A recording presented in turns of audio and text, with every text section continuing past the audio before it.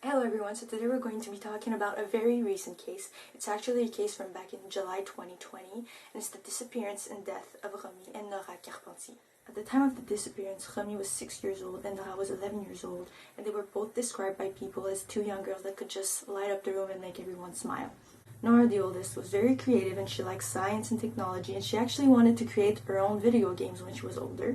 ROMY, her sister, was super excited to just grow up and become a teenager and an adult so that she could put makeup on and actually get married. It's kind of sad to think about the fact that they won't be able to achieve their dreams. But let's get into this case. ROMY and NORAH were picked up by their father, Martin Carpentier, on the evening of July 8, 2020, in a town in Quebec, Canada called Lévis.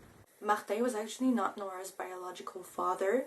Her biological father was actually not really involved in her life. He probably saw her twice in her life because he's a drug addict and he said that he didn't want to involve her in that kind of lifestyle. So Martin was basically the one that raised NORAH. Martin and his ex-wife, Amélie Lemieux, who is also the girl's mother, actually had shared custody of the girls. It was actually Martin's day to have the girls, but the day before, the whole family had actually spent time together and everything was normal. So Amélie and Martin had actually been married for 11 years, and it wasn't like a bad breakup or something. Like, they had shared custody of the girls, they could spend time together and everything was okay, and she always said that he was like the best dad in the world, and he always took care of her even after they were actually separated. So on the day of July 8, Martin took the girls to an ice cream shop around 8:15 and then to a gas station around 8:30 to get some candy. That same day at around 9:30 p.m., Martin and the girls were in a pretty bad car accident on Highway 20 about 30 minutes from Lévis in a town called Saint-Apollinaire.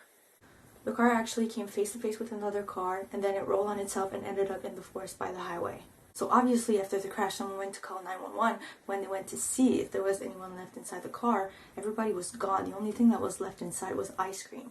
So the police went to knock on Amelie's door, but all they were able to tell her was that there was an accident and nobody was in the car.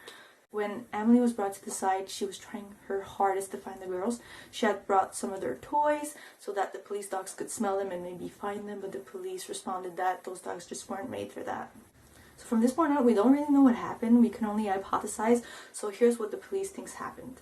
After the crash, the police thinks that NORAH, ROMY, and Martin walked from the site of the accident to a street that was about 1 kilometer away from the highway.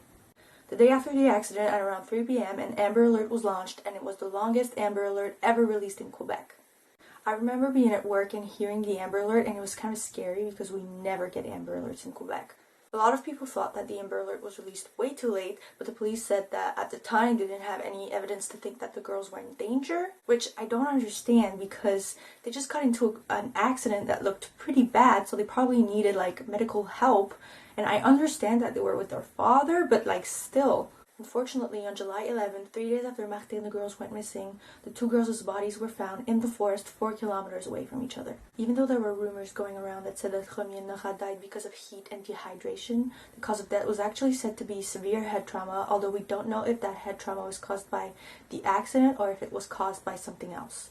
Amélie, the mom, said that it didn't really sink in that the two girls were dead until she actually saw their bodies. There was a memorial held on July 13th, and Amélie looks so sad. It's actually so heartbreaking to watch. Martin's body was found 9 days later on July 20th by a man that found it behind his garage. Martin's body was about 7 kilometers away from the girls' bodies. The police claims that Martin killed himself a few days before they found his body, although it was difficult to find out exactly when he had done it because of the heat and the humidity at the time. When Martin and the girls' bodies were found, the people in the town were so surprised to find out what had happened because it was such a small, calm town. Nous, ici, c'est un coin tranquille, aucun problème, le monde s'amuse, pas d'inquiétude. Quand est arrivée cette histoire-là, c'est sûr que là, le monde était plus inquiet. On the same day that Martin's body was found, the girls' funeral was held. It was a private funeral, but it was broadcasted outside the funeral home for the hundreds of people that showed up from all over the province. So to this day, we still don't know what happened. Maybe this is a murder-suicide type of situation. Maybe Martin wanted to cause the accident and then so that they would all die, and then when that didn't work, he fled into the forest and killed the girls there and then killed himself. Or maybe they just got into a car accident and then Martin panicked and they just ended up dying in the forest. We still don't know. Even though Amélie sometimes finds it hard to forgive Martin for what he possibly did and live without her kids, she said that when you don't know what happened, you just have to forgive the person and move on. So because we don't know what happened, Emily says that he probably just made a really big mistake and she can't hate him for it because he showed her before everything happened that he was a really good father and a really good person. To this day, Emily doesn't think that Martin would have been able to hurt the girls. Emily said that people really came for her when all of this happened. People said that she did something to make Martin want to hurt the girls, which is just mind-boggling to me because nobody does something to make somebody else kill someone. Like, when you're an adult, you do what you do and you're the only person responsible for it.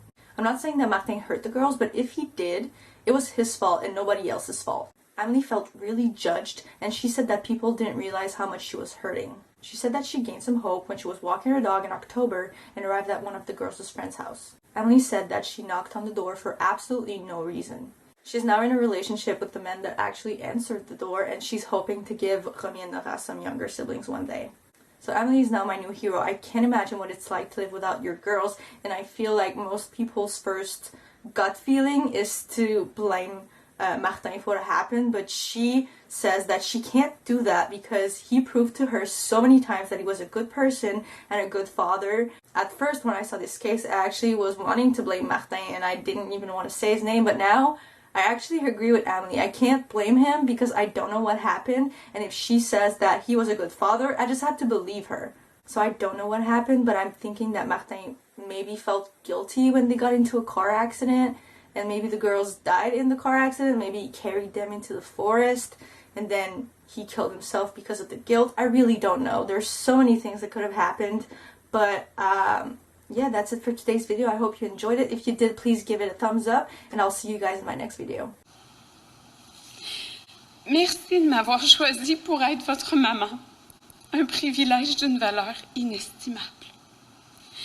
Même si je n'ai pas eu assez de temps à vos côtés, je continuerai de chérir, un à un, chaque souvenir, photo, vidéo, et continuerai d'entendre vos douces voix m'appeler maman.